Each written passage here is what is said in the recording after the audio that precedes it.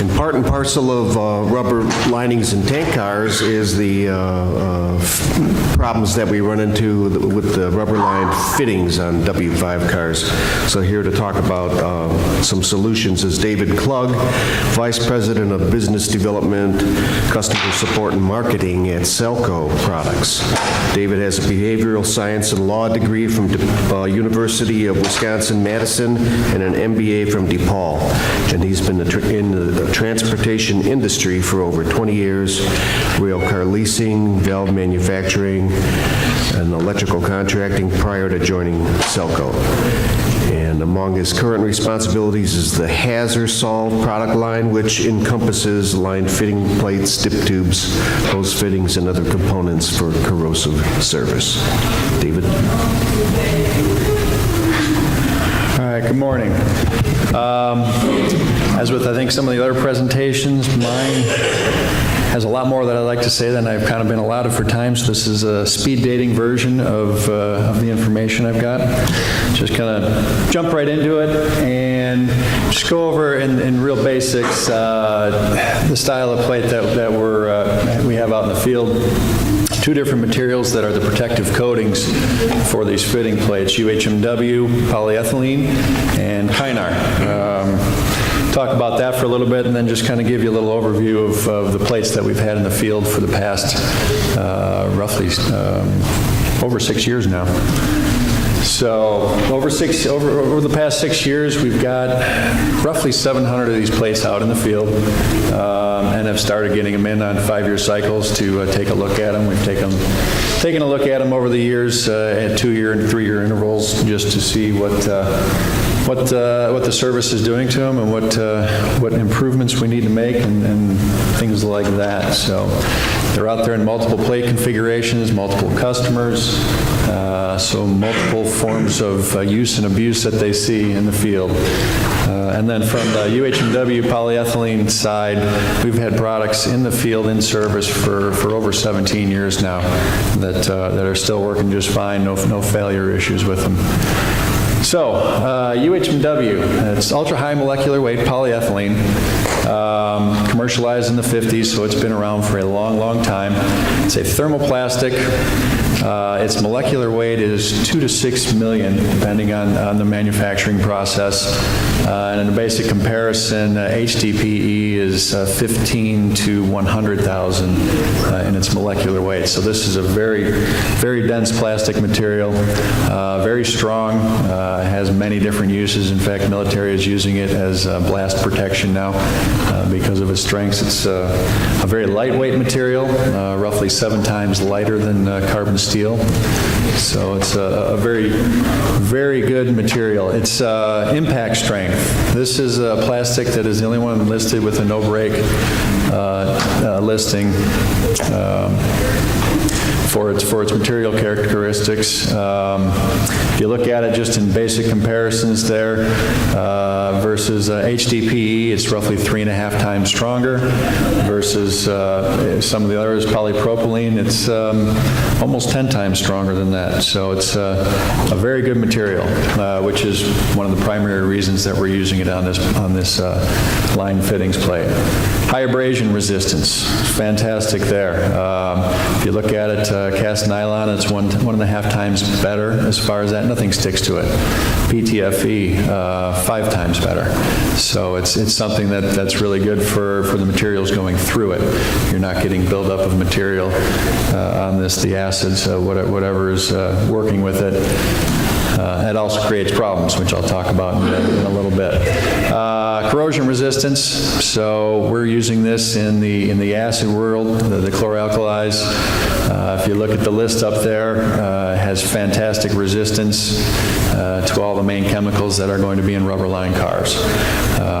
So 5-year review of the fittings plate. no degradation, no issues with the material, which is either constantly in vapor space, and then also has the acids flowing through it. As I mentioned before, 17 years plus with dip tubes in service, with no issues with those. The customer keeps looking at them and keeps putting it right back in there. Doesn't see mechanical degradation, doesn't see any damage that causing them to take it out. So UHMWP starts as a powder, and through heat and pressure, you create it into its net shape. In this case, here's a bar in this photo. So they do it in ram extrusion, they do it in compression molding. Those are the two methods we do. There's a couple other ways that they actually put it into its basic shapes, and then we take it and machine it and weld it into what we use in service. The only thing that gets added to it for us is UV protectors and then some color. So manufacturing. So we're designing our components. We receive the material in bar, sheet, and tube. We mill them, machine them into their net shapes, and then we do friction welding as needed. Compression molding, which you see in the middle two photos there. That's a compression molded piece for us. And here's an example of the friction welding. So all welds performed in our facility. Basically for friction welding, it's all about the feed rate, the spin rate, and the interference. We've worked that out over the years through testing, through experimentation, through planning and practice, basically. So no additives are used. It's purely the friction. It's purely those three points that get the weld together. And after that, we've done testing. 91 to 93% of the original material strength is what we yield with our welds.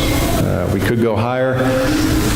The need isn't there for us. The strength, we've never seen welds failing due to the strength of the original weld. So that's the UHMWP. Kynar. So Kynar is the other half of the equation that we use for a lot of the corrosion resistance on these plates. A lot of great properties. I'm not going to get too deep into these. I would rather have the Arkema representative do that. But if you look at it for us, you've got high thermal stability, low permeability to most gases and liquids, and it's fantastic in these acids. It will last and last and last. And then also resistant to sunlight degradation. One of their little points is the Disney tree of life. That is coated with a lot of this Kynar, one of their grades of Kynar, because it will last forever against the hot Florida sun, and it will, if there is fire around there, it does not burn. Low flame and smoke characteristics. So it's got the other half of the equation that helps us manufacture these plates for the environment that they're going into. So all the acids that we're looking at, once again, the PVDF is excellent against hydrochloric acid, nitric acid, sulfuric acid, so on and so forth, and way more than need to be listed. In comparison with some of the other polymers, great operating temperatures, better chemical resistance, mechanical strength. It does have good abrasion resistance, which helps. So there are a lot of different reasons that we eventually went with this material. It's also a little bit lower cost than some of these that we might put on there that also would work well. So that's a factor for other people. So how can you apply this material? Spray, liquid, and dip. So in our processes, we've used spray, and we're moving in towards the dipping process, and that's how we're going forward with our particular application. So after 5 years of our original plates being in service, we had one of the original plates taken and basically destructively tested as far as the materials that were on it. Took it out and had 3 different methods of testing done, and the thermal analysis testing confirmed that essentially nothing at all had happened to the material. Kynar was unaffected after 5 years in hydrochloric acid service, primarily in the vapor space, some liquid in there, but no issues with that, and they talk about it as being able to last for over 10 years in service, which is what we would like to see from these plates over the long term. So as far as a product, when we started this out, the project started probably about 8 years ago. So it's all about continuous improvement. How do we make it better? This is the original, I think this was the third plate that was ever manufactured with this process. So that's a picture of it as it's being taken off the car after 5 years in service. Anyone in rail knows that loaders, unloaders don't treat these things with kid gloves. They drop stuff on them, they put tools on them, they bang on them. The natural environment that it lives in over that time, it doesn't get to sit in a nice warm garage. It's out in a pretty harsh environment. So it takes a beating, regardless of what you've done. And this is all just after removal. No cleaning done yet, and you can see most of what you're seeing on there, almost 100% of that is just rust, chemical residue, and it's as-is condition. So you're just looking at the basics of that. And everything looks pretty good. It just looks a little bit dirty. Plug hole damage. So this is one of the original issues that we came up with and have long since corrected. So the plug hole is actually used when we're dipping this, or when we're spraying this, actually the original application, just hanging it in a vertical position. And we use that plug hole threaded rod in there and just hang it there. And then when we did that, we actually put some basic coating in there, but we didn't do very much. That was one of the great weaknesses. So this plate would have to be redone just because of that. The acid got in there, wasn't properly coated, and you can see it just eventually corrodes, and it starts corroding underneath the kynar, and it bubbles it off. And once you get to too big of a spot, we can't repair it. So we no longer do it that way. We have since changed that process, and this is essentially what it would look like without the UHMW on there as it's being sprayed with the kynar. So you look before and after cleaning, looks pretty good. The entire plate looked really good outside of that one bolt hole. This plate probably could have gone back into service if that bolt hole had been properly protected going forward. So that's what we did, and there's what it looks like on the bottom too. So the UHMW looks very good. There's no issues with that. This could have gone right back into service on that side as well. Here are these are the blind flanges, the black on there, so this was white virgin UHMW. The black is just from the gasket that was used, and the coloring just leached into it. But overall, that was in good shape. And that's what they look like on top. These are their Frisbees. They pull them off, they toss them down. No kind treatment to it, so when you look at that, you get little dings, chips, nicks, and if you don't repair it, you don't do anything with it right away, that's eventually what happens. It bubbles it up underneath, the substrate gets damaged, and everything needs to be replaced. So, part of the developments that we've worked through over the years, so on the left is the original. That's what it looked like before they used it. The middle was our second generation, our first improvement to it, and that was actually taking UHMW and actually lining the bottom of it and then looping it up over the side. Big improvement, but we still see them with damage. So the final project that we've worked on and gone to is compression molding, which are the two right-hand pictures. The white on the little cutaway is actually steel.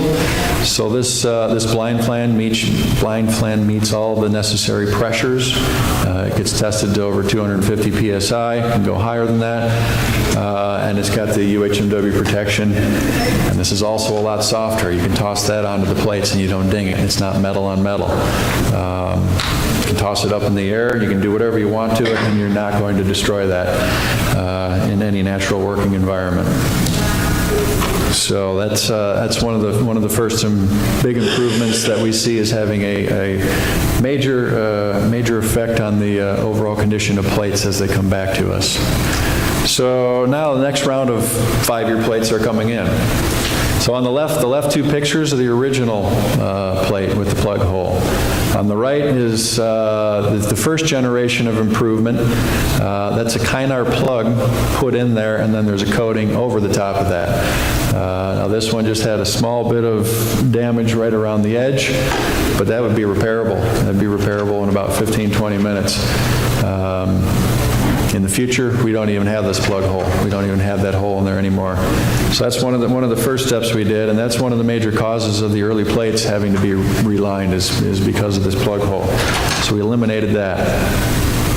Second, this is a batch from a batch of 7 plates we just received back and relined. And what you're seeing on the picture here, that's that failure in the Kynar. If you notice right there, that's an eye bolt swinging down from the fill hole cover.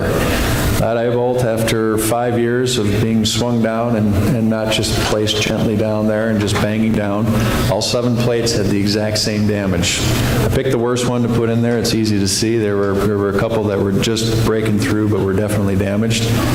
So for us, what we've been talking about when we're looking at a couple different materials is either like a little rubber patch, just gluing it right on top of there, basically just a banging surface that's not going to allow the Kynar to be damaged. That kind of impact is eventually going to get it. We've seen hammer claw marks. A lot of the early ones had the blind flanges just knocked down on there, but tool damage, things like that, are the primary cause of that. Otherwise, on these plates, there were only a few other spots of damage, all of which looked like they could be repaired, and the plate could have been sent right back out into service if we didn't have this bigger one. Once you get so big a spot like that, there's enough damage on that, you can't just do our repair patches and do it. You just basically have to strip everything off and redo the plate. The plate itself is fine. Mechanically, it's not deep corrosion, it's just a little surface wear. So that's one of the future improvements that we're working on and doing some different things with to help keep it going. And hopefully mine has a little better luck in working here. So the next step for us is to no longer spray these plates, but to dip them. And it's going to do the same thing. QuickTime not available. So I got a great little video, but it's not going to play either. So quick descriptions. I'll just go verbal with this. So the original style was to hang the plates, come out of the oven, and you have a man with the spray powder, and that's how he coated this plate. And we have measurements of mill thickness that are requirements, and we have testing areas that we do them. So let's see if I can back up here anyway. No, I'm all the way out.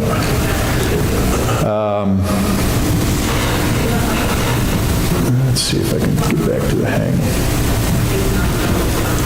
So the plates, taking a look at the one on the right, the plates are hung like that. You've got a man with the sprayer going back and forth, and if you look at all the geometry on there, including on this one, only 20 bolts. You have a plate that has the protective housing on there that adds 40 bolts plus leak holes, so you're about 46, 48 holes in there that he's got to have his tool going through to get the proper coverage. So he's all doing that manually. We're considering that more of an art. They got very good at it. We had our critical test areas, various locations where we're checking the thickness, the mill thickness to have it. Arkham only requires 10 mils to have the coating coverage that they're acceptable for them. We do it to 25, keep it in that range, keep it a little bit thicker. To do that. So that was an art. The new process is literally dipping. It comes out of the oven at the prescribed temperature. It's on a conveyor belt. It switches over to a robotic arm. The robotic arm then dips it in there, and at this point there's the acceptable loss of heat down to the actual temperature that we want to dip it into. Goes in there. It's 2 dippings. Blow the excess off after each one. Clean it off. It's a much faster, a much smoother process. It's now become a science. They've got the temperature. They've got the time that they dip it for, 2 dips, and it comes out The new system works a lot better. It's a lot easier. They don't have fallout. They do mill testing. It's much more consistent all the way through. I can show it to you on my computer if you're interested in it afterwards. I can plug it in on mine and play it, but it's a much better system. This new Kynar, it's called Kynar 80X instead of Kynar 2850. It's designed for the dipping process. So the original Kynar, you have a primer, and then you put the Kynar coating on to get it out there. With the new process, is dip it, and you're done. The primer essentially is mixed right in with the Kynar, so it's a much easier process. But that is what I've got, and essentially that's the color now, so it's a little bit different. Any questions for me?